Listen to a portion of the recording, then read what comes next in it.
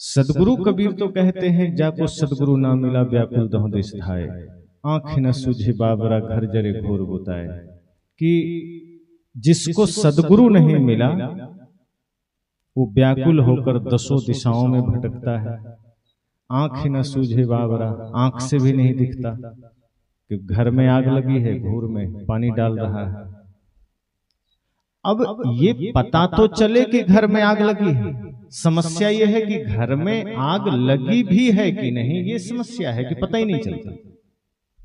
अब जैसे आदमी के घर में आग लग जाए तो स्वाभाविक है कि पानी घर में डालेगा, लेकिन घर की आग पता ही नहीं चलता, आग घर में लगी है इसका ख्याल भी नहीं आता। सीधी बात कहूं तो अपने ही जीवन में दुख है, समस्या है, इसका ख्याल नहीं आता। घूर में पानी डालने का मतलब है कि हम दूसरे की आग को तो देख लेते हैं कि बाहर कहीं एक झोपड़ी में आग लगी तो हमें दिखाई दे गया, बाहर किसी के घर में आग लगी हमने देख लिया, कहीं भी झाड़ी भी जल रही हो तो हमें दिखाई दे जाता है। पर अपने भीतर कोई आग लगी है, अपने घर में कोई आग लगी है, ये देख नहीं पाते। तो जब अपनी आग का ही पता नहीं है तो बुझाने कैसे जाओगे? इसलिए सत्संग यह फोकस करता है कि पहले ये तो जानो कि जीवन में प्रश्न क्या है। अब प्रश्न ही का पता ना हो और हम उत्तर खोजने निकल जाएं तो मिलेगा उत्तर? और कई बार ऐसा भी होता है कि प्रश्न ही नहीं होता है, जबरदस्ती हम जीवन को प्रश्न बना के परेशान रहते हैं। कई बार ऐसा है कि प्रश्न है लेकिन प्रश्न का पता नहीं है, उत्तर खोज रहे हैं। और कई बार ऐसा होता है कि कोई प्रश्न ही नहीं है, जबरदस्ती प्रश्न खोज रहे हैं। हुआ यूं कि एक बार एक राजा ने घोषणा किया कि जो व्यक्ति मेरे प्रश्नों का उत्तर देगा वही मेरा उत्तराधिकारी बनेगा। ऐसा नहीं कि किसी को भी बना देना है। राजा समझदार था, ज्ञानी था, वो जानता था मेरे बाद स्वाभाविक है बेटा ही राजगद्दी पर बैठेगा, लेकिन अगर बेटा योग्य ना हो तो बैठ भी जाएगा तो राज्य का बंटा ढार कर देगा। इसलिए उसने एक तरकीब निकाली कि जो इस परीक्षा में पास हो जाएगा, चाहे वो मेरा बेटा हो चाहे राज्य का कोई भी व्यक्ति हो, वो राजा बनेगा। बहुत सारे लोग आए, सबने अपना अपना आवेदन दिया कि चलो परीक्षा दे दें।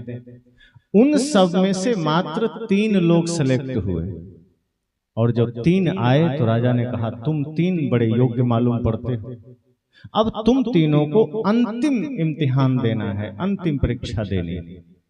यदि तुम उसमें पास कर गए तो कोई एक इस राज्य का राजा बनेगा। तीनों ने कहा बिल्कुल, यहां तक पहुंच गए तो आगे भी उत्तर दे ही देंगे, बड़ा कॉन्फिडेंस।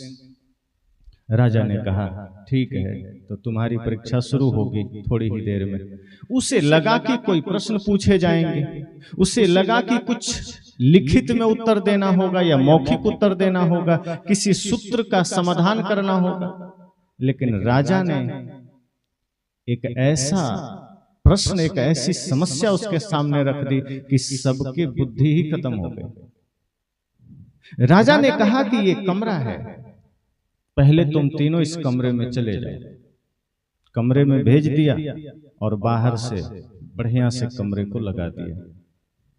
और राजा ने बाहर से कहा कि रात भर का समय तुम तीनों के पास है, जो सर्वप्रथम इस कमरे के दरवाजे पर लगे हुए बाहर के ताले को भीतर से ही खोलकर बाहर आ जाएगा वही राजा बनेगा। अब ताला बाहर से लगा है, अब भीतर कोई बंद हो, है कोई उपाय? आप में से किसी को ऐसा हो जाए, आपको बंद कर दिया जाए, तो अंदर से बाहर का ताला कैसे खोलेंगे? तीनों लोग इतना सुनते ही उसमें से 2 का तो हालत खराब हो गया। कहा ये प्रश्न तो सोचा ही नहीं था, कुछ दूसरा सोचकर आया था, किताबें पढ़कर आया था, और एक को छोड़कर बाकी 2 ने कुछ किताबें भी छिपा लाया था कि शायद इसमें से कोई उत्तर हम खोज लेंगे। आज भी बच्चे करते हैं, अब नहीं करते।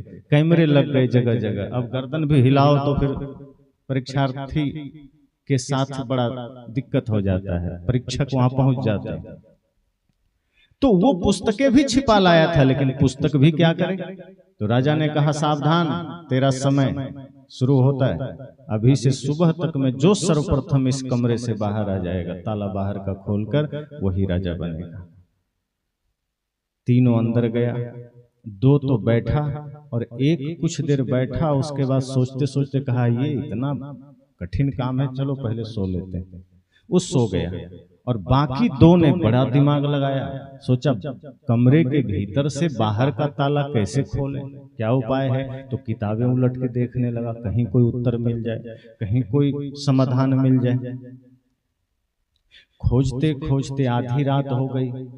अब जो लड़का सोया था उसे लगा कि व्यर्थ हम सो रहे हैं, क्यों ना एक बार उठ के दरवाजा चेक करें, एक बार ट्राई करें, ऐसे ही धक्का उक्का दे के कहीं खुल जाए। अब वो आधी रात में उठा और एक लात जोर से मारा, दरवाजा खुल गया, बाहर निकल गया और फिर लगा दिया। उसके बाद सुबह 4 बजे राजा आया, उन दोनों से कहा कि क्या कर रहे हो। कहा समाधान खोज रहे हैं। कहा जिसको खोजना था वो खोज लिया। कहा ये कैसे संभव है, पुस्तकें हम उलट रहे हैं, तैयारी हम कर रहे हैं, वो तो चादर तान के सो गया था, वो कैसे निकल गया, ये संभव नहीं है। राजा ने कहा इसी से पूछो कि ये कैसे निकल गया।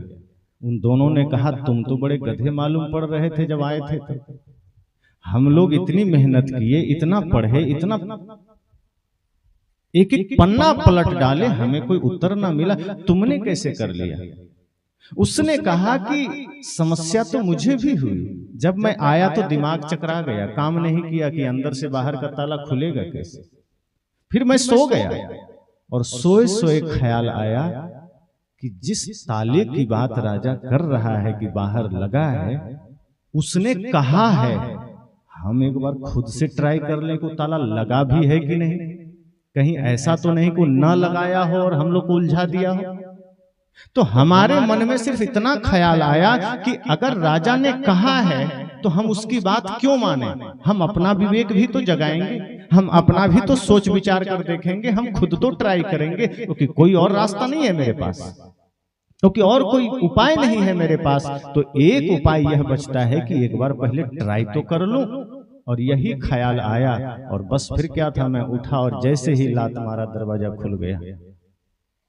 राजा ने कहा सच तो यह है कि हमने कोई ताला लगाया ही नहीं, हमने ऐसे ही बंद किया था। यही तो जानना था कि पहले तुम जो उत्तर खोज रहे हो, पहले तुमने प्रश्न को जाना कि प्रश्न है भी या नहीं।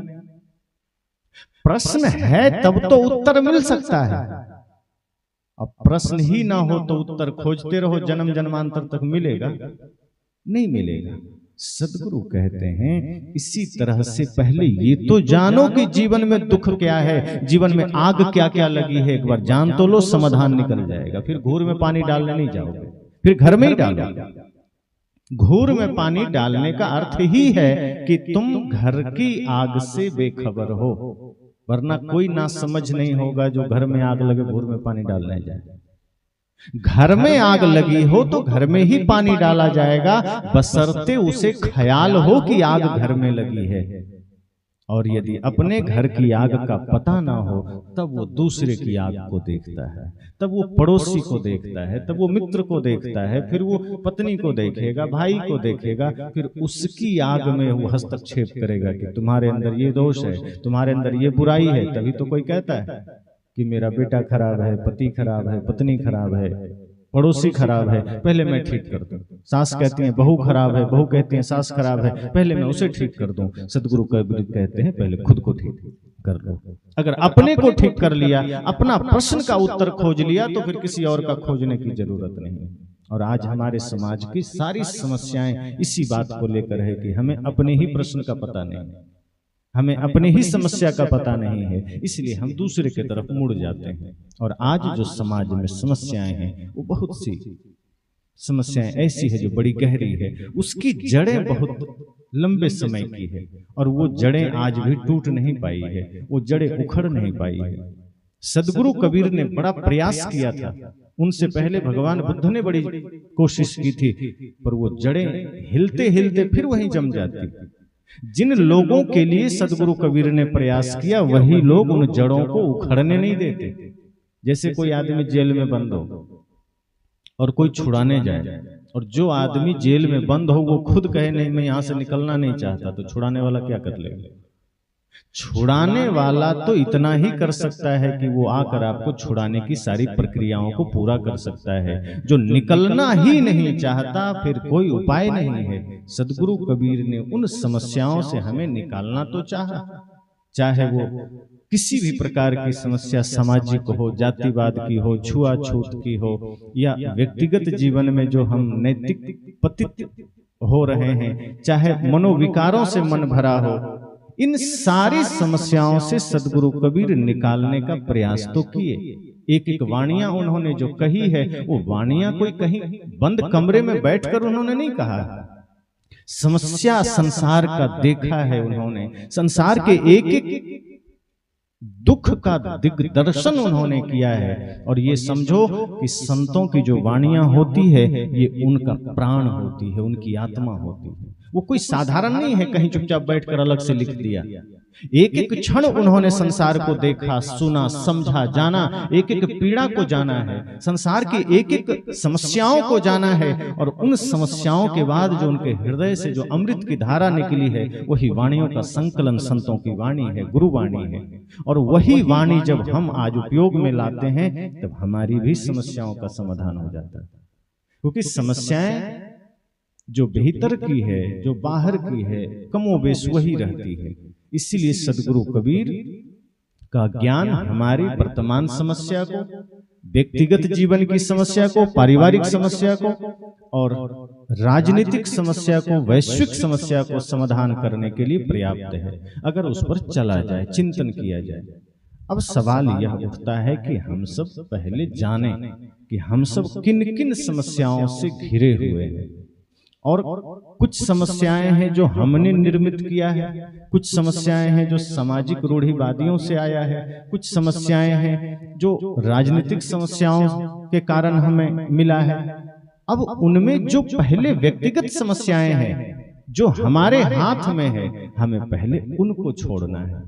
अब बात एक घर से मैं शुरू करूं, क्योंकि बहुत सी बातों पर चर्चा हुई है 2 दिनों में, और आज खास बात है पारिवारिक समस्याओं में सबसे बड़ी समस्या है छोटे छोटे बच्चों के साथ जो कुछ हो रहा है, जो उनको एक सही परवरिश नहीं दे पा रहे हैं माता पिता, जो उनको एक सही मार्गदर्शन नहीं दे पा रहे हैं, उनको एक सही दिशा निर्देश नहीं दे पा रहे हैं। इसके कारण आज हमारा युवा भटक रहा है। आज वर्तमान पीढ़ी में युवाओं की संख्या सबसे ज्यादा है, लेकिन उनका मार्गदर्शन बिगड़ा है, उनका दिशा निर्देश बिगड़ा है। और उनका दिशा निर्देश इतना बिगड़ा है कि आज हर परिवार दुखी है। एक समय आने पर अपने बच्चे, अपने बच्चियों से हर परिवार दुखी है। किसी न किसी के आंखों में आंसू है कि मेरा बेटा अब बिना कहे में चलता है, मेरी बेटी अब बात नहीं मानती है। अब विवाह जैसे फैसले भी ये लोग खुद से कर लेते हैं, बाद में आकर हमें संकेत देते हैं कि हमने कर लिया है, तुम्हें स्वीकार करना है तो ठीक, वरना हमें कोई लेना देना नहीं।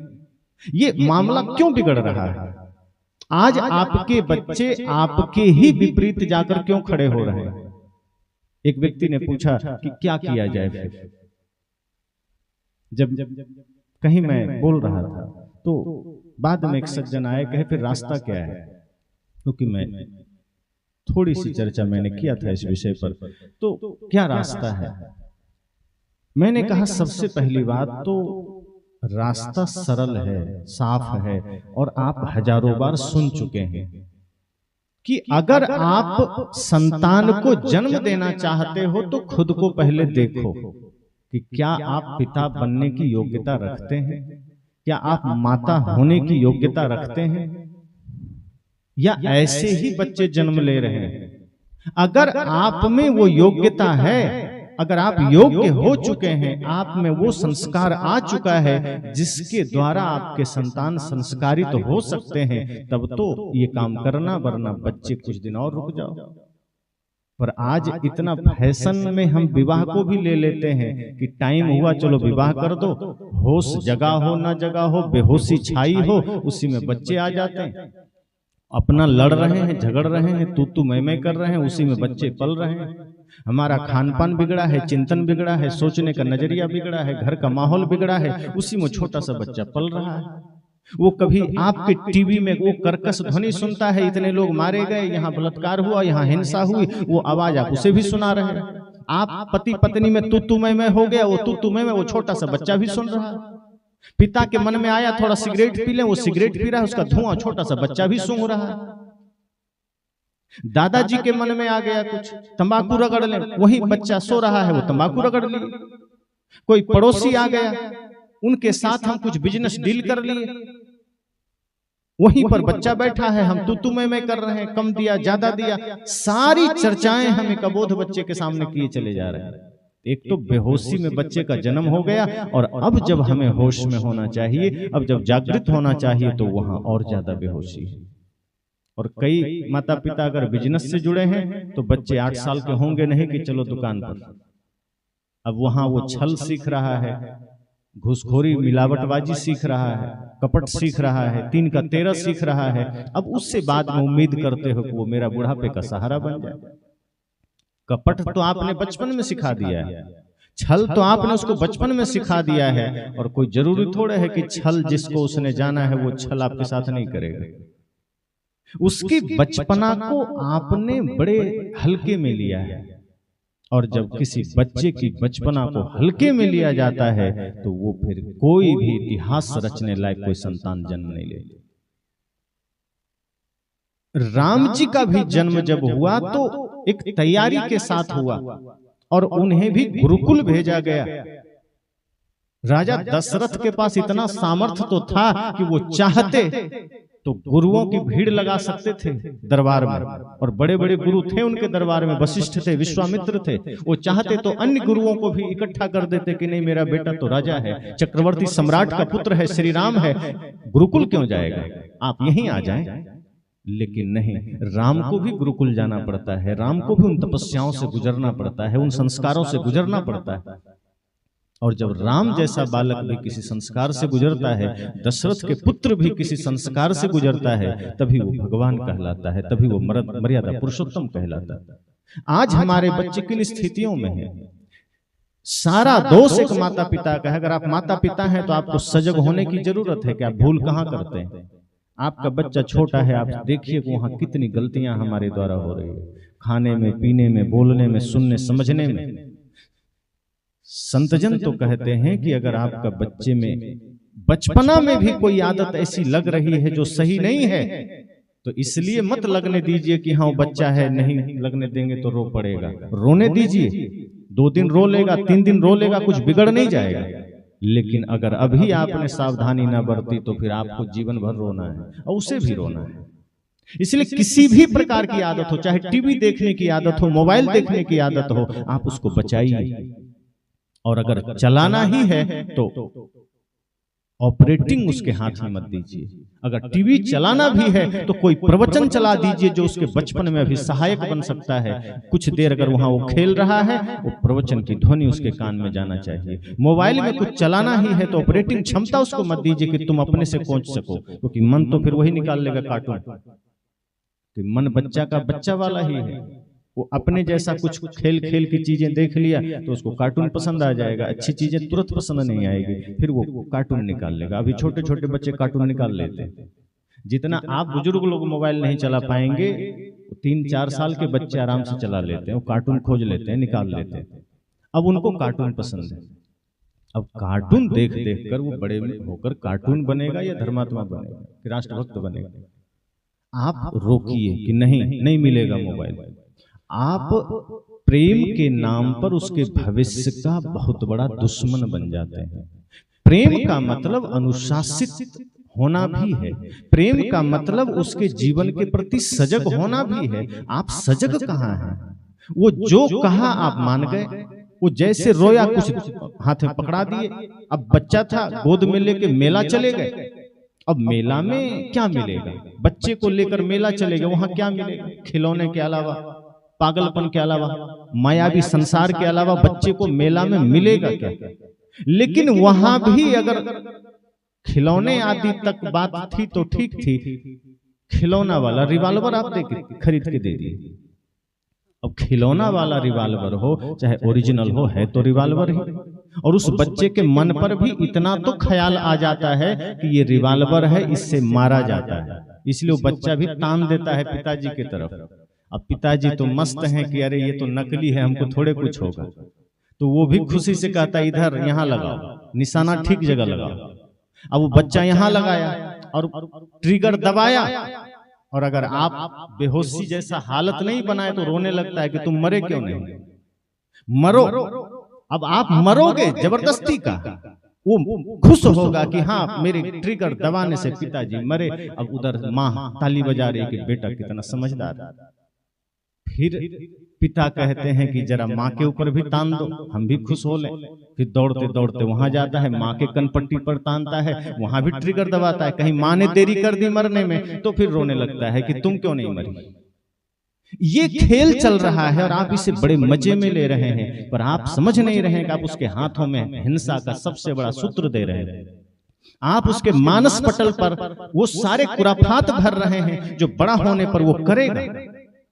अगर एक खिलौना वाला रिवॉल्वर उसके हाथ में दिया गया है, संस्कार तो ओरिजिनल वाला पड़ रहा है ना, क्योंकि मरने मारने की बात आ रही है, बेहोश होने की बात आ रही है, कान पर लगाने की बात आ रही है। भले ही कोई मरा नहीं, लेकिन उसके भविष्य को आपने मार दिया।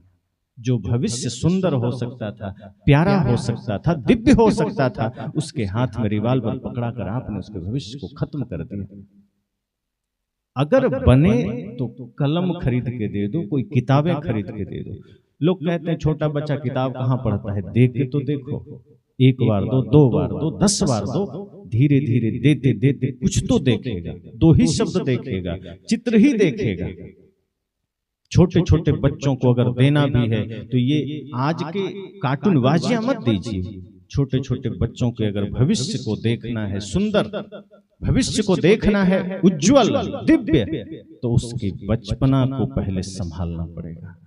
और उसको इस तरह करिए जैसे कोई साधना हो, कोई तपस्या हो। बच्चे की परवरिश एक तपस्या की भांति लीजिए, जीवन का उद्देश्य की तरह लीजिए, मजाक और खिलौने की तरह मत लीजिए।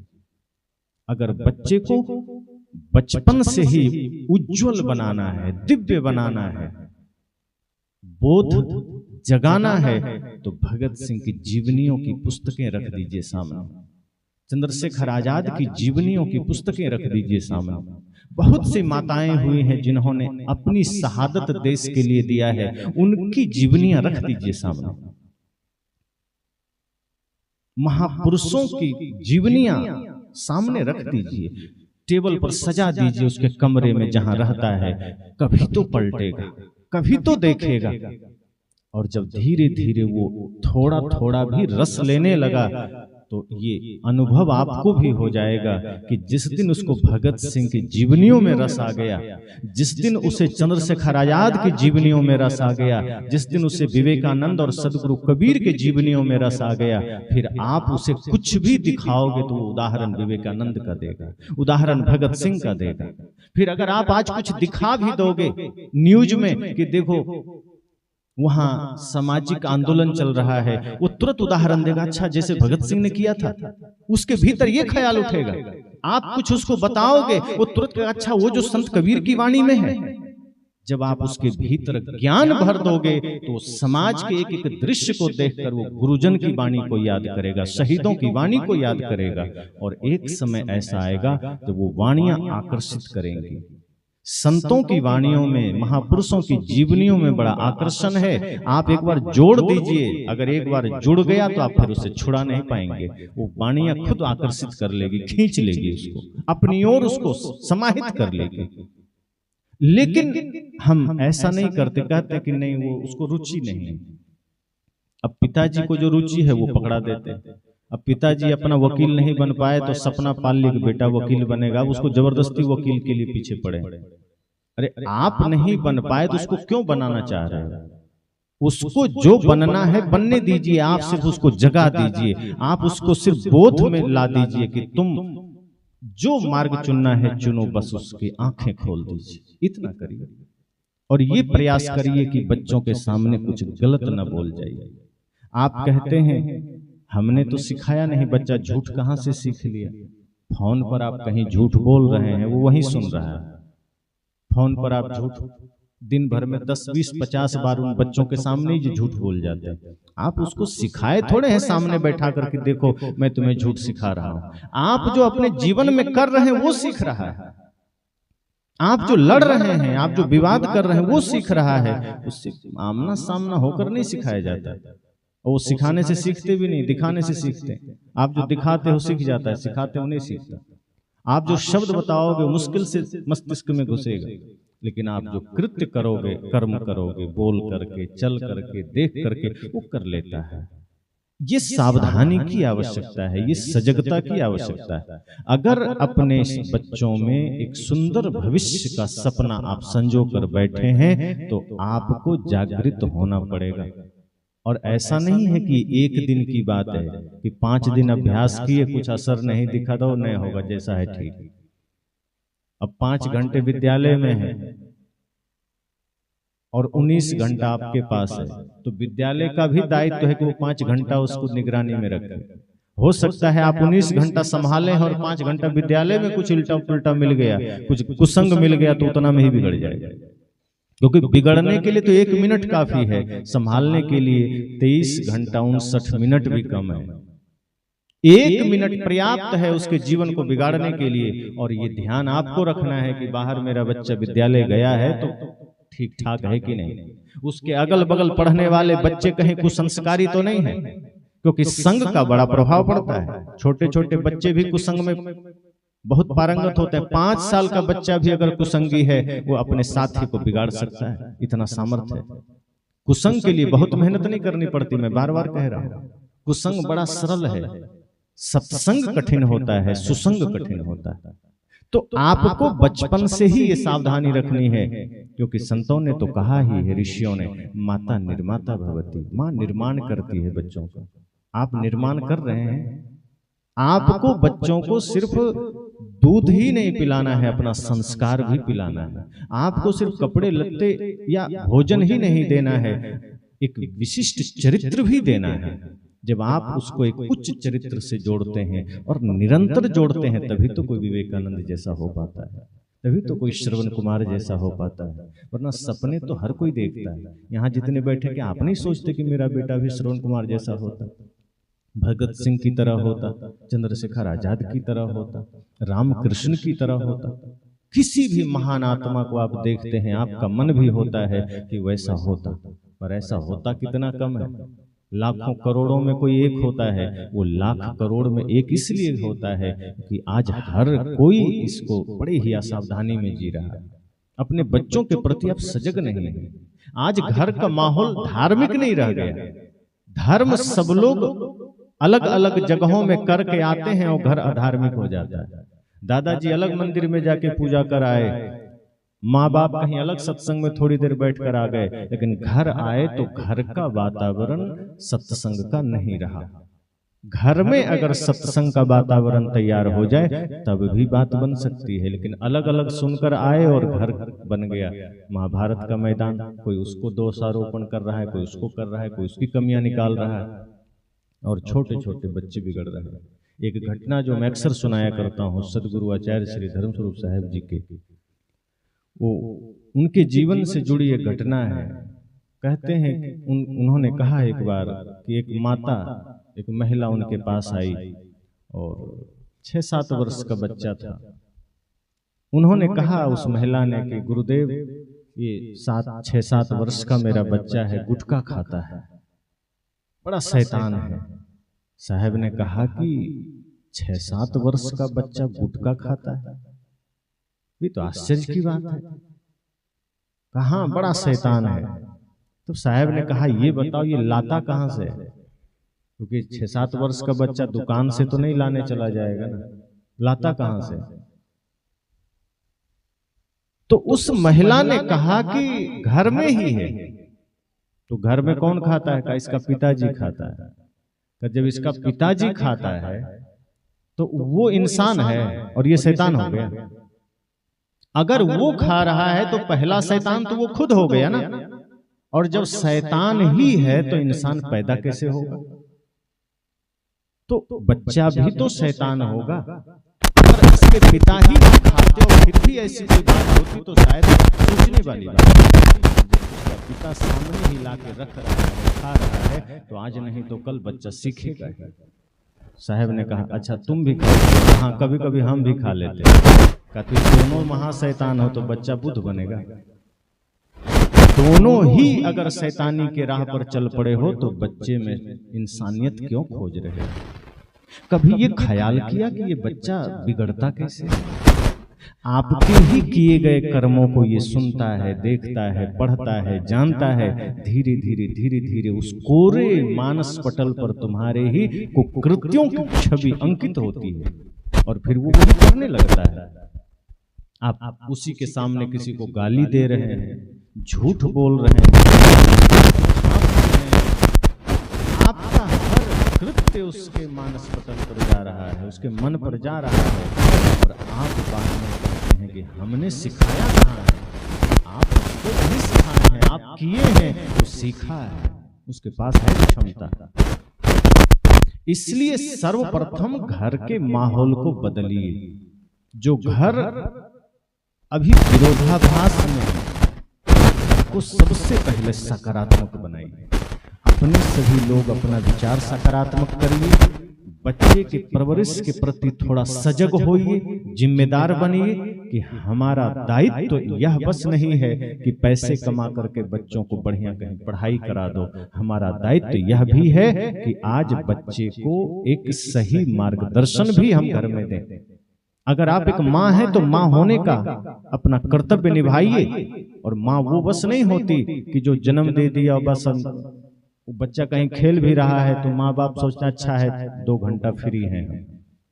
2 घंटा कहीं बच्चा खेलने लग गया किसी बाहरी लड़के के साथ तो माँ बाप खुश हो जाते हैं, चलो 2 घंटा छुट्टी मिली, कम से कम तंग नहीं करेगा।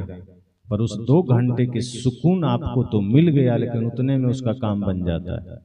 इसलिए असावधानी नहीं करना है, सावधानी पूर्वक जीवन बिताइए, क्योंकि आपका हर एक कर्म उसका कर्म बन रहा है।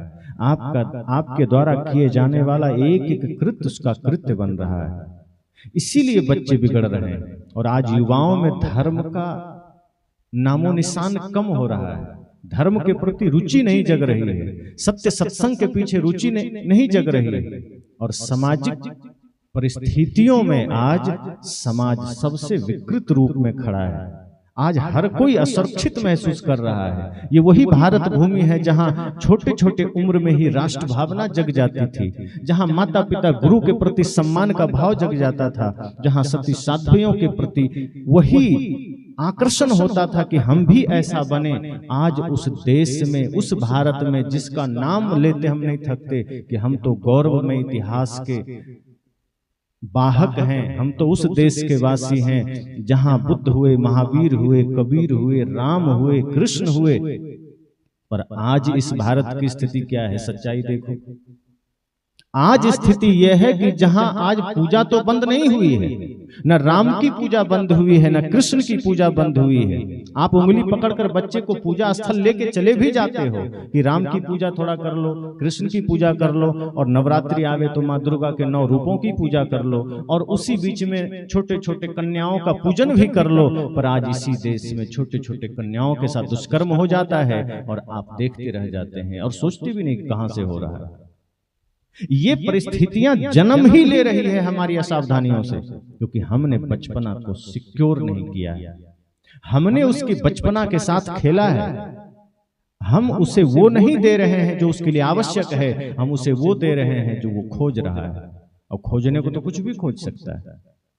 अब देखो, जब बच्चे थोड़ा सा बड़े हो जाते हैं तब भी आप लोग उसका जूता खुद से पहना रहे हो, उसका बस्ता पीठ पर लाद रहे हो, भोजन अपने हाथों से करा रहे हो।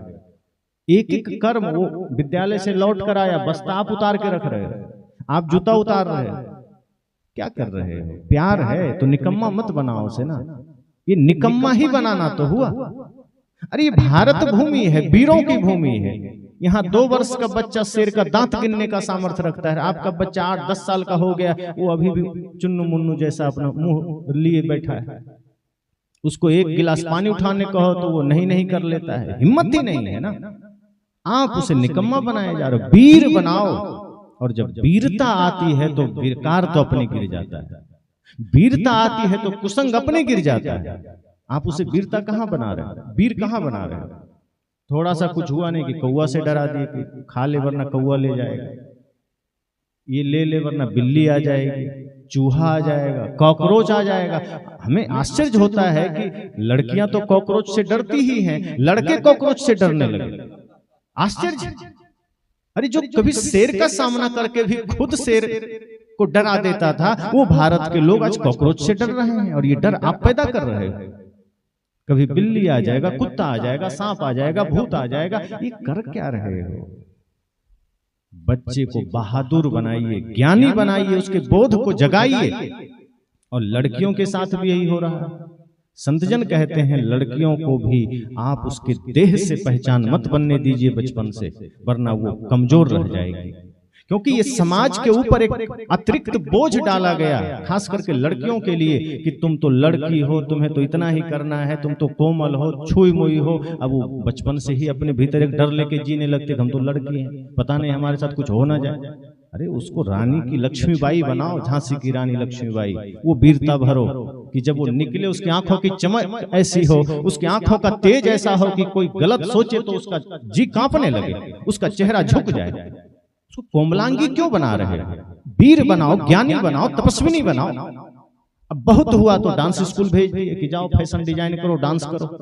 अरे ये सिखाने के लिए जीवन मिला है, उससे सिखाना ही है तो कुछ ऐसा सिखाओ कि उसके भीतर शक्ति सामर्थ्य का जागरण हो।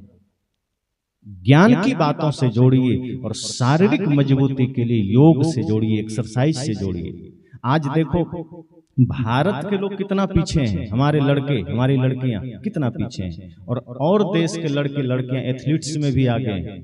जब ओलंपिक गेम्स होता है तो अमेरिका सबसे ज्यादा मेडल लेकर आता है, चीन मेडल लेकर आता है। कौन लेकर आते हैं? वहां के लड़के और लड़कियां। और उनके जीवन को देखो, तेज, मजाल है कोई भीड़ लेगा उन लोगों से, कोई आंख दिखा देगा। पर हमारे यहाँ बच्चियों को पहले से ही नहीं, तुम तो लड़की हो, तुम्हें तो बस शादी करके घर जाना है, चौका चूल्हा करना है, पढ़ भी लोगे तुम्हें तो पति की सेवा करनी है। पुरुष प्रधान समाज ने पति की सेवा ही धर्म बना दिया पत्नी के लिए। और आपने मान भी लिया, आपने प्रश्न भी नहीं किया कि हाँ हाँ ठीक है, ये मेरा नियति है, ये मेरा कर्म है, करना ही पड़ेगा। सब कर रहे हैं, पीछे भी हमारे सासू माँ ने किया है, हमें भी करना पड़ेगा। हमारी दादी माँ ने किया है, हमें भी करना पड़ेगा। आप कभी ये नहीं सोचते हो कि कभी मैत्री भी इस देश में थी, कभी गार्गी भी इस देश में थी, कभी मदालसा भी इस देश में थी, कभी मीराबाई भी इस देश में थी। उन्होंने तो इन सारे दकियानुसी विचारों को खंडन करके ज्ञान का मसाल लेकर हाथ में आगे बढ़ा। और सदगुरु कबीर ने बाद में कहा भी कि आप देह से अपने को मत जोड़िए, देह से मत गिनिए, आप भी वही चैतन्य हैं, आप भी वही आत्मा है, आपके पास भी वही शक्ति वही सामर्थ्य है। आप चाहो तो आप भी अपना उद्धार कर सकते हो। आप निर्भर मत रहिए कि पुरुष चाहेगा तो मेरा उद्धार होगा, नहीं, आप चाहेंगे तो आपका उद्धार होगा। आपके जीवन का फैसला करने वाला पुरुष कौन होता है? व्यवहारिक नियमों में एक दूसरे के साथ मिलकर रहिए, एक दूसरे के साथ पारिवारिक जीवन में समन्वय रखिए, लेकिन समझौता नहीं रखना है। प्रेम रखिए, नफरत नहीं रखना है, समर्पण रखिए, आत्मसमर्पण मत रखिए, लेकिन ज्ञान होना चाहिए। ये नहीं कि चलो अब सुन लिए बातें तो घर छोड़ के निकल लिए, ऐसा नहीं। ज्ञान जगना चाहिए, और जब ज्ञान जगेगा तो आपका हर कृत्य साधना बन जाएगी, फिर बोझ नहीं बनेगा। मैंने कहा संस्कार बहुत जरूरी है। आप कुछ भी कर लीजिए, सत्संग का असर क्यों नहीं होता? आप सत्संग में आते हैं, बच्चों की उंगलियां पकड़कर सत्संग में नहीं ले जाते। बच्चे घर में हैं, विद्यालय में, अब एग्जाम्स चल रहे हैं, अलग बात है, मजबूरी है। पर समय के साथ अपने बच्चों को भी ज्ञान से जोड़िए, अध्यात्म से जोड़िए, मंदिर से मत जोड़िए। मंदिर से जोड़ेंगे तो वो फिर वही ठेलुआ गाड़ी हो जाएगा कि मंदिर गया शीश झुका के चला आया। ये कभी पता नहीं चलेगा शीश झुकाया क्यों था। इसलिए मैं ये नहीं कहता कि आप उसे जबरदस्ती गर्दन पकड़ के शीश झुकाने सिखाइए, नहीं, उसको ज्ञान दीजिए, राम का जीवन दर्शन बताइए, कृष्ण का जीवन दर्शन बताइए, सदगुरु कबीर का जीवन दर्शन बताइए। जिस दिन आप दर्शन बताने में सफल हो जाएंगे, उसका शीश खुद ना झुक जाए तो कहना। अभी आप गर्दन पकड़ के झुका रहे हो ना, और बाद में झुकाना भी छोड़ देगा। जिन बच्चों को आप जबरदस्ती सिखाओगे कि नहीं मंदिर है यहाँ झुकना पड़ता है, वो कितना दिन झुक लेगा। एक समय ऐसा आएगा जब वो मनमानी करेगा, नहीं मुझे नहीं झुकना। लेकिन अगर बोध जगा देंगे कि नहीं, झुकना कहाँ होता है, समर्पण क्या होता है, और ये राम कौन है, कृष्ण कौन है, तो जब राम की मर्यादा समझ में आ जाएगी, राम का जीवन आदर्श समझ में आ जाएगा, सदगुरु कबीर की साधना समझ में आ जाएगी, तो किसी को कहना पड़ेगा, खुद ही शीश झुक जाता है। भगवान बुद्ध जब सत्य को उपलब्ध होकर चले, और उनके जो 5 गुरु भाई थे, जब उन्होंने देखा कि बुद्ध तो पतित हो गए, क्योंकि देख लिए थे कि बुद्ध ने अब साधना का मार्ग छोड़ दिया, उपवास छोड़ दिया, तपस्या छोड़ दी। संजोग की बात थी, वो नदी के किनारे बेहोश होकर गिरे पड़े थे। तपस्या तो कर ही रहे थे, पर एक साधारण सी गांव की लड़की सुजाता क्या संदेश दिया, वो आकर के देखती है कि कोई साधु है, बेहोश होकर गिरे पड़े हैं, आंखों पर छींटा मारती है। उनको होश आया, कहा आप कौन है, कहा मैं सन्यासी हूं। कहा कर क्या रहे हैं आप, कहा मैं उपवास कर रहा हूं, मैं जल भी नहीं लेता, फल भी नहीं, कुछ भी नहीं, अन्न जल का मैंने त्याग कर दिया। कहा किस लिए, कहा मैं साधना कर रहा हूं, सत्य को पाना चाहता हूं। कहा ये बताइए, आपके सत्य के मार्ग में बाधक आपका शरीर है या मन है? शरीर को कष्ट दे रहे हैं, जब शरीर ही नहीं रहेगा तो ध्यान में कौन बैठेगा, साधना कौन करेगा? शरीर बाधक है। इतनी सी बात सुनते ही बुद्ध का दिमाग चकरा गया, जो तब तक सिद्धार्थ ही थे। सिद्धार्थ का माथा घूम गया कि जो बातें मुझे बड़े बड़े ऋषि मुनि गुरुजन नहीं बता पाए, एक छोटी सी कन्या ने बता दी। तब सिद्धार्थ को समझ में आया कि वास्तव में समस्या शरीर थोड़े है, शरीर तो साधन मात्र है, समस्या तो मन है, और मन पर हम अभी कुछ कर ही नहीं रहे। मेरे मार्ग में अवरोध तो मन पैदा कर रहा है, शरीर कोई उपद्रव थोड़े कर रहा है, शरीर तो साधन मात्र है। सिद्धार्थ को बात समझ में आ गई। उन्होंने कहा कि जो बात हमें ऋषि मुनि ना बता पाए, तुम एक साधारण से शब्द में बता दिया। तुलसीदास जी ने भी कहा है, देह सुखाए पिंजर करे धरे रहने दिन ध्यान, तुलसी मिटी न वासना बिना विचारे ज्ञान। कहा रात दिन देह को सुखा के पिंजड़ा कर दो, और मन में वासना पड़ी है तो क्या होगा, शरीर मिट जाएगा, वासना पड़ी रहेगी। मन को साधो। सुजाता ने एक दर्शन पैदा कर दिया थोड़े से में, और सिद्धार्थ का जीवन बदल गया, उनकी यात्रा बदल गई। और जब उन्होंने उस सूत्र को जान करके उसी के अनुसार अपने मन पर काम किया, जब मन की साधना उन्होंने की, मन को वश में किया, धीरे धीरे सब कुछ वश में हो गया। क्योंकि साहब ने भी कहा, एक साधे सब साधिया, सब साधे एक जाए।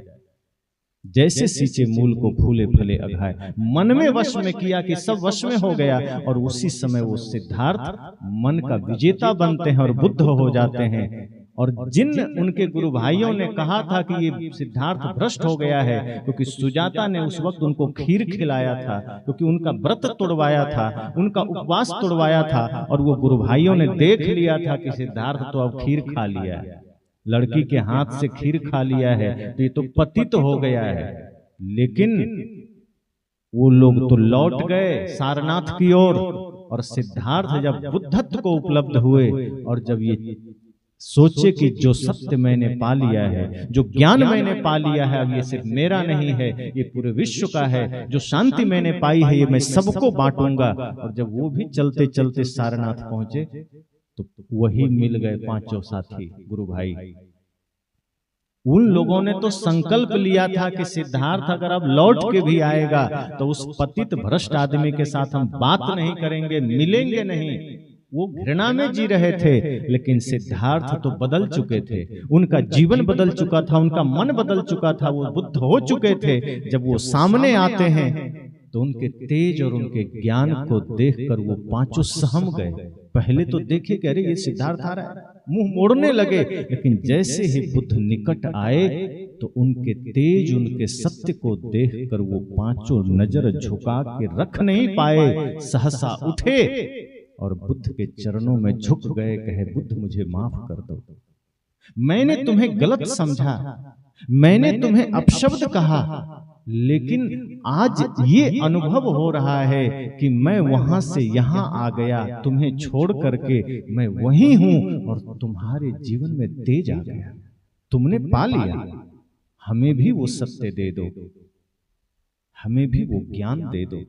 तो जो किसी क्षण उसकी निंदा कर रहा था वही उसके सम्मान में झुक गया। आपके भीतर अगर वो सामर्थ्य आ जाएगा, आपने वो ज्ञान अर्जित कर लिया है, तो समाज अगर आपको गलत दृष्टि से देखा है, वही समाज फिर आपके सामने नतमस्तक हो जाएगा, आपको कहना नहीं पड़ेगा, क्योंकि आपकी ऊर्जा, आपकी तेज उसको प्रभावित किए बिना छोड़ेगी नहीं। बड़े बड़े राजा जिस अंगुलीमाल को वश में ना कर सके, बुद्ध की करुणा की एक दृष्टि उसको वश में कर लेती। कितना सामर्थ्य है करुणा में, कितना सामर्थ्य है प्रेम में।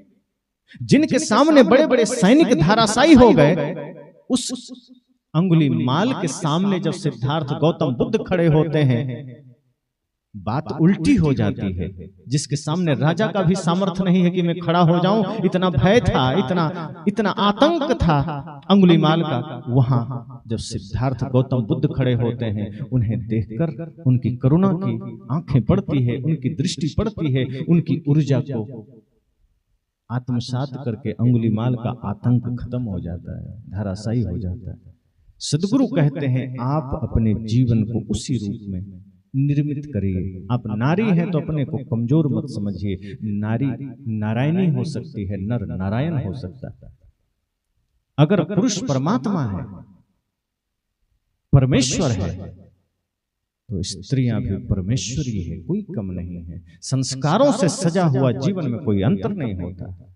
सदगुरु कबीर कहते हैं कोई अलग नहीं, को पुरुषा को नारी, कौन स्त्री कौन पुरुष, ये शरीर तो कपड़ा है, कोई स्त्री का कपड़ा पहना है, कोई पुरुष का कपड़ा, शरीर कपड़ा है। चेतना तो दोनों के भीतर बराबर है, फिर क्यों घबरा कर जीना, क्यों इस तरह से कि मैं तो कमजोर, तुम मजबूत नहीं, आप भी मजबूत हैं, आपके भीतर भी वो ज्ञान का सामर्थ्य है। और माताओं ने जब चाहा तो समाज को ज्ञान का मार्ग दिया, दर्शन दिया। इसलिए अगर यह मन में है कि हम कमजोर हैं, उस कमजोरी को तोड़िए। सदगुरु कबीर का ज्ञान आपके साथ खड़ा है, सदगुरु कबीर का समस्त आदर्श आपके साथ खड़ा है। अपने को कमजोर मत समझिए, और जिस दिन आप मजबूत हो जाएंगे, आपके संतान का भविष्य निर्मित हो जाएगा, आपके बच्चे का जीवन संवर जाएगा। फिर ये जो केसेस सुनाई देते हैं, जो घटनाएं सुनाई देती है, बंद हो जाएंगे। इसलिए जबरदस्ती ही सही शुरू में बच्चे के जीवन को संवारिए, कुछ जबरदस्ती भी करना पड़े कोई बात नहीं। एक बार थाना अध्यक्ष थे, हमसे कहे कि बच्चों को जो मनावे करने दीजिए, उसको धर्म से नहीं जोड़ना चाहिए, जबरदस्ती ज्ञान से नहीं जोड़ना चाहिए। हमने कहा बच्चे तो छोड़ो, बूढ़े को भी अगर आप स्वतंत्र कर दो तो मन उसको नरक में ही ले जाएगा, क्योंकि मन अनादि काल से संसार का अभ्यासी है, और मन को अगर स्वतंत्र छोड़ोगे तो ये नरक में ले जाना तय है। इसलिए बच्चों को भी संभालना पड़ता है, क्योंकि कुछ आत्माएं होती है जो पूर्व का दिव्य संस्कार लेकर आती है। अब जैसे माता पिता बढ़िया हैं, संस्कारवान हैं, तो उनके गर्भ में कुछ दिव्य आत्माएं का आगमन हो जाता है, प्रतीक्षा करती हैं अच्छे गर्भ की, वो वहां आ जाती हैं। और कुछ ऐसे भी हैं जो गलती से कुछ दुष्ट आत्माएं आ गई, लेकिन आत्मा का स्वरूप तो निर्मल है, उसका स्वभाव निर्मल है। वो कुछ संस्कार जो पूर्व के हैं वो उसे दुष्ट बनाते हैं, तो क्या उसको मिटाया नहीं जा सकता? अगर किसी के अंदर पाप का संस्कार है, बुराई का संस्कार है, तो क्या मिटाया नहीं जा सकता? अगर नहीं मिटाया जाता तो फिर ये कहा क्यों जाता है कि साधन धाम मोक्ष कर द्वारा, कि ये मनुष्य साधन धाम है, मोक्ष तक जाने का साधन है। इसका मतलब है कि इस मानव देह में, और इसे कर्म की भूमि भी कहा गया है, मानव देह कर्म की भूमि बड़े भाग्य से पाया है। साहब ने भी कहा है कि ये मनुष्य देह अगर कर्म की भूमि है तो अनादि काल का पाप यहां नष्ट किए जा सकते हैं। भाग्य में लिखे हुए एक एक शब्द को बदला जा सकता है।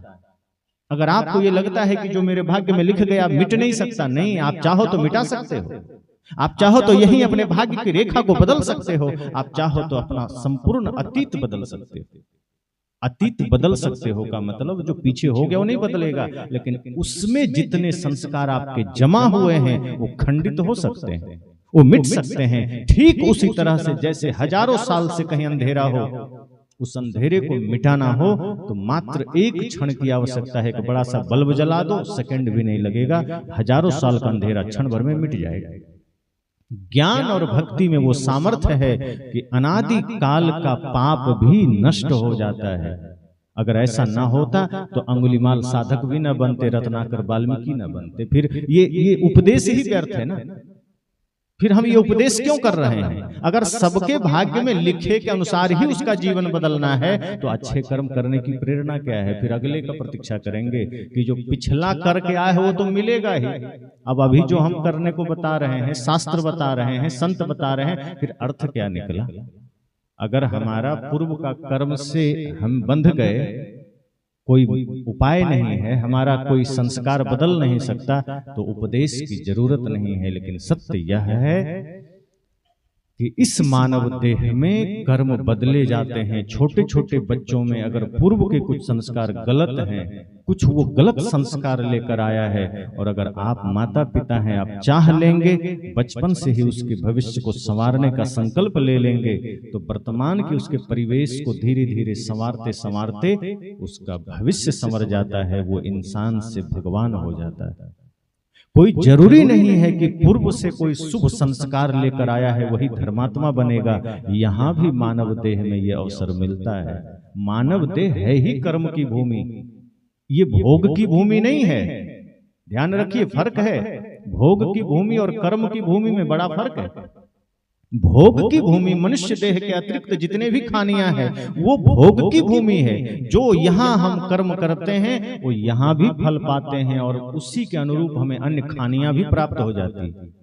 और जब हम किसी अन्य खानियों में जाते हैं तो वहां के कर्म की कोई गिनती नहीं होती है। कि मान लो कुत्ता योनि में कोई है और कुत्ता कुछ पाप कर दिया तो उसका पाप गिनती में नहीं आएगा, क्योंकि वो ऑलरेडी फल भोग रहा है। वो कुत्ता बनकर, गधा बनकर, सांप बनकर, छुछुंदर बनकर, अर्थात मनुष्य के अतिरिक्त जितनी भी जोनियां हैं वो भोग की जोनियां हैं। वो देह धरा ही है भोग पाने के लिए, दंड पाने के लिए।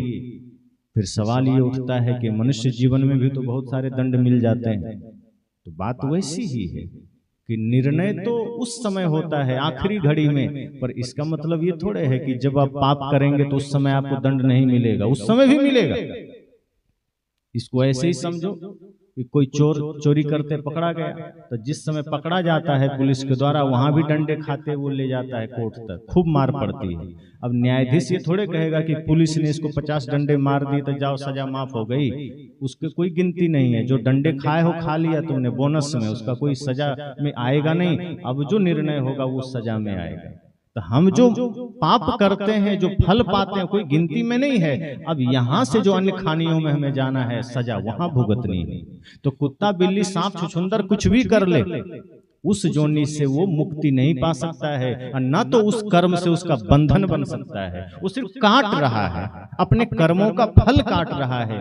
पर मनुष्य देह मिलता है कर्म फल काटने के लिए, पाप काटने के लिए, मोक्ष को उपलब्ध होने के लिए। तभी तो कहते हैं कि मानव देह मिला है मुक्ति के लिए। और यदि मानव देह में भी मुक्ति नहीं मिलेगी, क्योंकि पूर्व के हमारे कर्म हैं, पूर्व के पाप हैं, तो वो तो कितने जन्मों तक पीछा करेंगे, तो मुक्ति कब मिलेगी जाके? तो मुक्ति तो 50 जन्म बाद मिलेगी, हजारों जन्म बाद मिलेगी, तो अभी साधना से क्या फायदा है, फिर लंबा इंतजार करना पड़ेगा। पर साहब कहते हैं कि नहीं, जियत न तरे हो तो मुए का तरी हो, जीते ही जो न तरे। सदगुरु कहते हैं इसी जीवन में तरना है, इसी जीवन में मोक्ष को पाना है। मतलब साफ है कि यहाँ जीते जी अगर आप चाहो तो भाग्य का लेख बदल सकते हो, चाहो तो जन्म जन्मांतर के पाप काट सकते हो। और उसी के लिए ज्ञान है, संस्कार है, संयम है, साधना है। पर साधारण नहीं है, पापों को काटना साधारण नहीं है, ये बात ध्यान दीजिए। जो भाग्य में लिख गया है उसको मिटाना साधारण नहीं है। अगर हमने जन्म जन्मांतर तक पाप करके भाग्य बनाए हैं तो उससे भी उच्च दशा में आकर हमें उन पापों को मिटाना होगा। साधारण नहीं कि किसी को दान किया, पूजा किया, थोड़ा हाथ जोड़ा, ध्यान में बैठा, मिट गया। उच्च स्तर की साधना चाहिए, उच्च स्तर का ज्ञान चाहिए, निरंतर क्षण क्षण हमें मन की निगरानी चाहिए। और जब हम पूर्ण रूपेण ध्यानस्थ होते हैं, निष्कपट होते हैं, निर्विकार होते हैं, निर्विचार निर्भार होते हैं, तब जाकर के सारे द्वंद्व मिट जाते हैं, सारे पाप मिट जाते हैं। भाग्य में जो लिखा है अच्छा या बुरा वो सब एक तरफ, और फिर मोक्ष की यात्रा शुरू होती है। इसलिए सदगुरु कहते हैं कि मानव देह कर्म की भूमि है। छोटे छोटे बच्चे अगर कुछ कुसंस्कार भी लेकर आए हैं तो आप घबराइए मत, उसको बनाइए, संभालिए। जैसे कई पौधे टेढ़े हो जाते हैं, तो जो प्रकृति प्रेमी लोग हैं वो लोग बड़ा ख्याल करते हैं, बच्चों की तरह पेड़ों को पालते हैं। तो आप देखेंगे कि उन पेड़ों को भी इतना बढ़िया सहारा देते हैं, लकड़ियां बांध बांध के टेढ़े मेढ़े पेड़ को भी सीधा कर देते हैं और उनको एकदम सही शेप में ले आते हैं। लगता है जैसे पेड़ कितना खूबसूरत हो गया। यही तो हमें अपने बच्चों के साथ करना है। अगर लग रहा है कुछ संस्कार इसके मन में पूर्व का है, लग रहा है कुछ चिढ़ इसके मन में पूर्व का है, लग रहा है कुछ त्रुटियां इसके पूर्व का है, आप अभी उसके जीवन को वर्तमान में थोड़ा थोड़ा निखारिए, सजाइए, संवारिए, अपना जीवन वैसा बनाइए। बनाने से बेहतर है अपने जीवन को बनाइए। सिर्फ ये करने से नहीं होगा कि हम उस पर काम करें, अपने जीवन पर काम करिए, अपने को सुधारिए, संभालिए, तब बच्चा भी उस माहौल में रह रह करके उसी के अनुसार वो ढलता चला जाएगा। इसलिए यह नहीं सोचिएगा कि पूर्व का कुछ संस्कार है तो कैसे मिटेगा। वो तब नहीं मिटता है जब मिटाने का हम प्रयास नहीं करते हैं। जब हम निरंतर कुछ न कुछ त्रुटियां करते जाते हैं तो कैसे मिट जाएगा, मिटाना पड़ेगा ना। और जब मिटाएंगे तब जाकर बात बनेगी। बिना कुछ किए तो कुछ भी नहीं होता। एक श्वास भी लेने के लिए जो लिए हैं उसको छोड़ना पड़ता है। श्वास तक आपको फ्री में नहीं मिलती, जो ले चुके छोड़ो तब दूसरा मिलता है। फिर इस धरती पर क्या है जो सहज में हो जाएगा। फिर आदमी को रोना होता है कि नहीं अब भाग्य में लिखा है तो हम क्या करें, भगवान ने लिख दिया। कितने लोग मानते हैं कि आपका भाग्य भगवान ने लिखा है? मानते हैं कि नहीं? सभी लोग कबीर साहब के विचारों में ही हैं, लगता है नहीं मानते ना। जो लोग ये मानते हैं कि कोई विधाता ने हमारा भाग्य लिखा है, जरा हाथ उठाइए। भगवान ने लिखा है, मन में होता भी होगा, सोचते होंगे ऐसा उठा देंगे फिर कहेंगे कबीरपंथी नहीं है। और हम ऐसा नहीं मानेंगे। अगर सच में लगता है कि हमारा भाग्य किसी और ने लिखा है तो जरा परिचय दीजिए, नहीं तो दूसरा सवाल करूंगा और कठिन होगा। अगर नहीं उठा रहे हैं इसका मतलब आपको पता है कि भाग्य भगवान ने नहीं लिखा है, तो फिर बताइए किसने लिखा है। क्योंकि आप तो कहते हैं ना कि हमने सोचा नहीं था मेरे भाग्य में इतना पाप होगा, इतना दुख होगा, भगवान ने लिख दिया। किसने लिखा? किसी शैतान ने? कोई तो बताइए कब लिखा है। हाँ, एक सज्जन देखो भाई साहस की, बहुत अच्छा, ज्ञान सबके पास है। यही तो मैं जानना चाहता हूं। आप सुनते हैं, आपके पास वो बोध है, क्योंकि किसी ने लिखा थोड़े है। ये समझ लो कि आपका हर कृत्य भाग्य बन रहा है। अभी जो कुछ भी आप करोगे वो तुरंत भाग्य बन जाता है। भाग्य का मतलब आप लिखे और वो आपका परिणाम बनकर तैयार हो गया। भाग्य कोई दूसरा नहीं लिखता। तो फिर कई लोगों का सवाल होता है कि फिर इतना दुख क्यों है, जब हमने ही लिखा है तो दुख क्यों है? हम तो खुद लिखेंगे तो अच्छा लिखेंगे ना। अगर अपने से भाग्य लिखने का अवसर मिल जाए तो आदमी अपने भाग्य में पाप लिखेगा कि पुण्य? पाप नहीं लिख सकता कोई।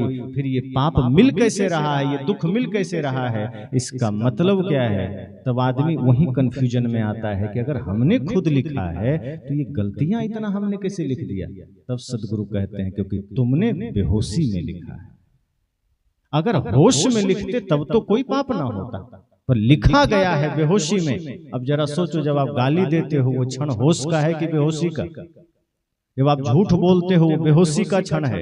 जब आप गुटखा खाते हो वो बेहोशी का क्षण है। आप हिंसा करते हो वो बेहोशी का क्षण है। और आपके द्वारा की गई हिंसा आपका भाग्य बन रहा है। आपके द्वारा बोला गया झूठ वही भाग्य बन रहा है। आपके द्वारा किया गया एक एक गलत कृत्य आपका भाग्य बन रहा है। अगर आपने किसी को गाली दिया तो जान लो उसी समय आपने भाग्य में गाली लिख दिया। अगर आपने किसी पर क्रोध किया आपने भाग्य में क्रोध लिख दिया। अगर आपने कुछ भी व्यभिचार किया, चोरी, हिंसा, जो भी बुराई हो सकती, आप समझ लो आपके द्वारा किया गया हर एक अच्छा बुरा कर्म आपका भाग्य बन जाता है। और आप गलती करते ही बेहोशी में हैं। जिस घड़ी आदमी होश में आ जाए बेहोशी खत्म, बुराई खत्म, भाग्य चमक जाएगा। अपने से लिखा हुआ भाग्य बुरा कैसे हो गया? अपने से लिखा हुआ भाग्य इतना गड़बड़ कैसे हो गया? इसका मतलब हमने हर कृत्य बेहोशी में किया है। जब आप झूठ बोल देते हो, कई बार बाद में आपको पता चलता है कि अरे मेरे मुंह से झूठ निकल गया, आपको पीड़ा होती है। अगर आप थोड़ा सा भी संवेदनशील हैं, आप किसी पर गुस्सा कर दिए, करते समय तो पता ना चला, लेकिन करने के बाद कुछ देर बाद अगर आप थोड़ा ठंडे होते हैं, आपको फील होता है ना कि अरे नहीं करना था, गुस्सा भूल हो गई। वो क्षण होश का क्षण है। अर्थात जब होश होता है तो गुस्सा नहीं होता, बेहोशी में होता है। सदगुरु कहते हैं आपने लिखा है बेहोशी में, होश में आ जाइए, अच्छा लिख लीजिए, अभी भी समय है। पुराने लिखे हुए को मिटा दीजिए अपने उच्चतम कर्म से, उच्चतम आदर्श से। और जब आप सजग हो जाएंगे तो निश्चित मानिए कि छोटे छोटे बच्चे फिर वही वीरता को लेकर तैयार होंगे, वही दिव्य संस्कारों से सज्जित होंगे। फिर उनके जीवन में ये छोटी छोटी समस्याएं नहीं रहेगी कि वो आप कहो कि कविता सुनाओ तो सिर खुजलाएगा। अभी छोटे छोटे बच्चों को कह दो थोड़ा भजन सुना दो, सिर खुजलाएगा। अगर आप उन अपने बच्चे के मनोदशा को जानना चाहते हो तो उसको जरा कहना कि चलो तुम 10 आदमी का नाम लिखो, अब देखो क्या लिखता है, कभी घर में ट्राई करना। अगर वो 10 आदमी के नाम लिखने के समय किसी भी महानतम व्यक्ति का नाम नहीं लिखा है, वो आज के परिवेश में किसी का नाम लिखा है, तो आपको सावधान हो जाना है कि ये बच्चा बिगड़ने के राह पर है। क्योंकि उसके मस्तिष्क में आज के वे लोग हैं जिनकी बहुत आवश्यकता उसके जीवन में नहीं है। इसके मस्तिष्क में वे लोग हैं। अगर किसी भी महापुरुष का नाम उसके मस्तिष्क में नहीं है, किसी भी क्रांतिकारी का नाम उसके मस्तिष्क में नहीं है, तो आपको होश में आने की जरूरत है। आप उसके मनोदशा को जान सकते हैं। आप उसे कहिए भजन सुनाओ, शायद 100 में एक आध बच्चे सुना देंगे। ऐसा भी नहीं पूरा भारत खाली हो गया अच्छे लोगों से, पर 99 उम्मीद है कि वो कहेगा याद नहीं। और उसी बच्चे को कहिए थोड़ा किसी हीरो का नाम जरा बताना, वो 5-10 जरूर बता देगा। उसको पता है। किसी हीरोइन का नाम बताना, वो भी बता देगा। हीरो का स्टाइल बता देगा कॉपी करके, हो सके तो डायलॉग बोल के दिखा देगा। और कहीं लड़ रहा हो और थोड़ा सावधान नहीं है आप और दूर से देख रहे हैं, तो हो सकता है धारा प्रभा 10-20 गालियां भी सुना देगा। कहीं सीखा थोड़े है। इसलिए संत कहते हैं कि बहुत निगरानी की आवश्यकता है। अगर धर्म की स्थापना करना है तो पहले अपने अपने हृदय में कर लीजिए। कृष्ण इस पूरे विश्व में धर्म की स्थापना की बात करते हैं, हमें अपने हृदय में करना है। ये हम सबका भी जन्म उसी रूप में हुआ है, धर्म की स्थापना के लिए। अगर अपने अपने घरों में, अपने अपने दिलों में आपने धर्म की स्थापना कर ली, तो ये छोटे छोटे शिशु, ये छोटे छोटे बच्चे आपके इसी भारत भूमि में पुनः वो मान प्रतिष्ठा गौरव को स्थापित कर पाएंगे। और मैं तो कहता हूं अगर गांव का एक बच्चा भी इस लेवल का आपने बना दिया तो एक पर्याप्त होगा। विवेकानंद जी ने तो कहा था मुझे मुट्ठी भर लोग चाहिए, 10 मिल जाए मैं पूरा भारत बदल दूंगा। उनको 10 भी ना मिले, कठिन है, सहज नहीं है। ये लगता है ना कि चलो 5 दिन कर लेंगे हो जाएगा, ये बरसों की तपस्या है। अपने हर एक मूढ़ताओं को खत्म करना पड़ता है। माता सीता के जीवन को देखिए, लवकुश को तैयार करने में मां सीता को कितनी तपस्याएं करनी पड़ी, अपने निजी स्वार्थ का त्याग करना पड़ गया। उस जंगल में रहते हुए उन्होंने अपने को एक स्त्री भाव से मुक्त करके सिर्फ एक मातृ भाव में, गुरु भाव में, मार्गदर्शक भाव में, ज्ञान भाव में खड़ा किया और अपने संतान को ज्ञान की शिक्षा, विज्ञान की शिक्षा, संगीत की शिक्षा, मर्यादा संस्कार की शिक्षा और वीरता की शिक्षा दिया। और इतना योग्य बना दिया कि जो सेना रावण को हरा के आई थी, लवकुश उसको हरा दिया। ये मां की शक्ति का सामर्थ्य था, उनकी शक्ति का परिचय था। तो सीता ने जब लवकुश को संस्कारित किया तो कोई 2 दिन की बात नहीं थी। गर्भ में आए होंगे लवकुश, तब से मां सीता जगी थी। वो तो पहले से जगी थी, क्योंकि जब गर्भ में शिशु हो तो शिशु वो सब कुछ ग्रहण करता है जो आप सोचते, बोलते, करते, खाते हो। तभी तो अभिमन्यु गर्भ में ही 6 द्वार तोड़ना सीख लिया। अब सोचो कि जो गर्भ में रहकर 6 द्वार तोड़ना सीख सकता है, वो आपके व्यवहारिक जीवन की कितनी बुराइयों को सीखता होगा। और जब बच्चे गर्भ में होते हैं, हमें कितना सजग होने की जरूरत है, तभी तो कोई विवेकानंद आएगा। विवेकानंद को द्वार पर बुलाना है तो तैयारी भी तो वैसी चाहिए। तैयारी साधारण करोगे तो नहीं आएंगे ना। अगर आगमन विवेकानंद का होना है तो तैयारी विवेकानंद वाली चाहिए। आपको पहले से ही तैयार होना है। अपने मन, वचन, कर्म को, अपने जीवन को, अपने व्यवहार को पहले से ही सजा के रखना है। और जब आ जाए तो ऐसा कुछ मत कर देना कि नाराज होकर निकल जाए। तैयारी किए हैं तो तैयारी को बरकरार रखना है जब तक वो अपने होश में ना आ जाए, जब तक उसकी अवस्था कम से कम 10-12 की ना हो जाए, तब तक बहुत साधना, तपस्या की जरूरत है। इसलिए सदगुरु कहते हैं कि आज जो सामाजिक समस्याओं का जड़ है वो वही है संस्कारों का पतन हो जाना। आज भारतवर्ष संस्कारों से पतित है। कहीं भी देख लो, कितनी चर्चा करें, हर जगह समस्या है, हर जगह पीड़ा है, हर जगह कहीं ना कहीं अपमान है, छुआछूत है, भेद है, असमानता है, अशिक्षा, शिक्षा। अब इसी समाज में मुझे याद आया, एक बहन ने मुझे कहा कि जो आज समाज की हालत है कि आज हमारे समाज में कुछ माताएं हैं जो विधवा हो जाती हैं, उनके साथ देखो कितना दुर्व्यवहार होता है। वो शुभ काम में हाथ नहीं बटा सकती, पूजा में नहीं जा सकती, सम्मान उनका खो जाता है। क्यों? विधवा हो गई। तो भाई इस देश में, इस भूमि में जहां इतना बड़ा ज्ञान ने जन्म लिया हो, जिसने दुनिया को ज्ञान दिया हो, वहां इतनी मूढ़ता। उनकी क्या गलती है ये जरा बताओ। गलती उनकी क्या है? पति गुजर गए, वो तो और शुद्ध हो गए और पवित्र हो गए, साध्वी की तरह जीवन है। विधवा है तो क्या हो? इतना निर्मल जीवन है। पति के साथ तो फिर भी लड़ाई झगड़े, तू मैं चलता था, कुछ भी चलता था। पति नहीं है, अब तो वो दिव्य हैं, पवित्र हैं। उनसे ज्यादा पवित्र और कौन हो सकता है? उनको इस तरह से कहना कि वो तो विधवा है, पूजा में नहीं जा सकते। अरे उनकी पूजा करो, पूजा में क्या जाएंगे? पूजा योग्य है। और जो कोई भी माताएं अगर जिनके पति गुजर जाएं, अपने को ये समझना सौभाग्य है। सौभाग्य इसलिए पति गुजर गया, संजोग है, प्रकृति का नियम है, गुजरना ही है। पर ये समझना कि आपको एक अवसर मिल गया अपनी ओर लौटने का, अपनी ओर वापसी का। वरना संसार लंबे समय तक चलता रहता, वही माया मोह, वही प्रपंच। प्रकृति ने एक अवसर दिया है कि आपको ज्ञान का मार्ग मिल सके, आपको भक्ति का मार्ग मिल सके। मीराबाई का भी जब पति गुजर गए तो मीराबाई ने अपना भक्ति थोड़े छोड़ दिया। उन्होंने कहा ठीक है, संसार के नाते गुजर गया, लेकिन उन्होंने भक्ति का मार्ग चुना, सत्य का मार्ग चुना। और आज मीराबाई को हम अपवित्र कहते हैं। उनकी पवित्रता, उनकी साधना, उनका ज्ञान हम अपने हृदय में धारण करते हैं, याद करते हैं।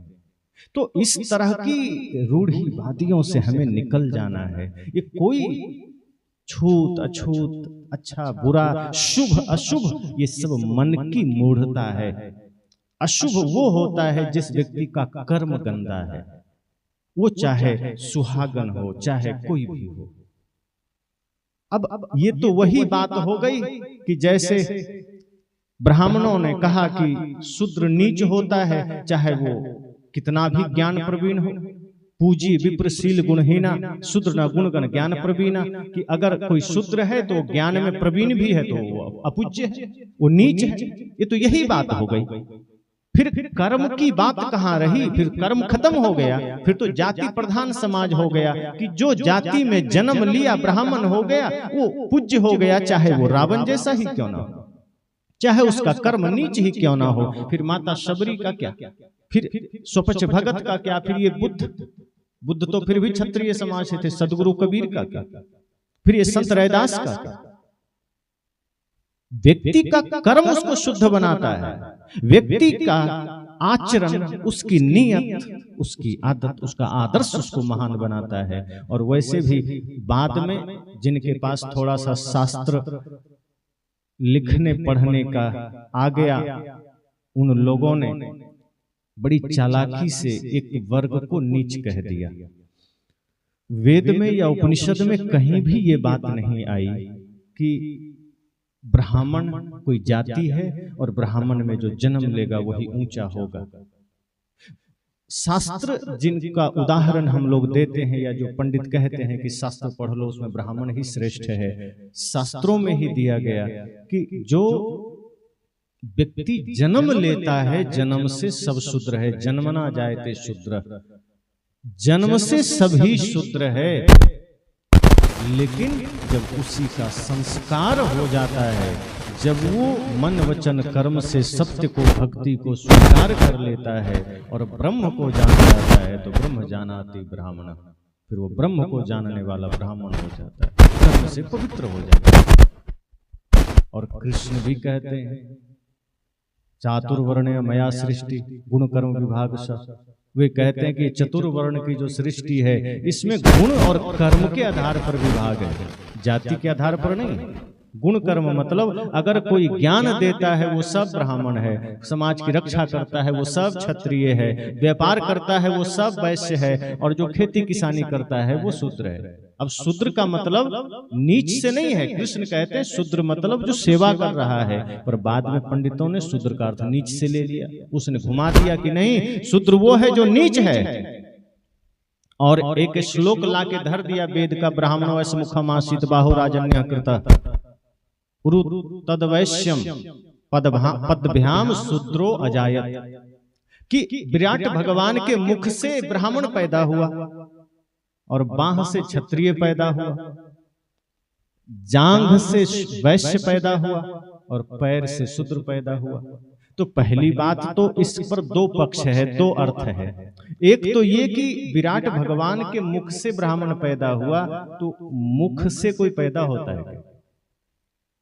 अब इस पर जरा विवेक करिए कि मुख से कोई कैसे पैदा होगा, और बाह से, अब पैर से। और ठीक है, मैं मान लिया कि कोई होंगे विराट भगवान जिनके मुख से ब्राह्मण पैदा हो गया, बाह से क्षत्रिय भी पैदा हो गया। ये ऊंच नीच की बात को जरा समझ लीजिए। जांघ से वैश्य पैदा हो गया, पैर से विराट भगवान का पैर है, समझ जाइए, विराट भगवान के पैर से शूद्र पैदा हुआ, और क्या हो गया? शूद्र नीच हो गया, अछूत हो गया।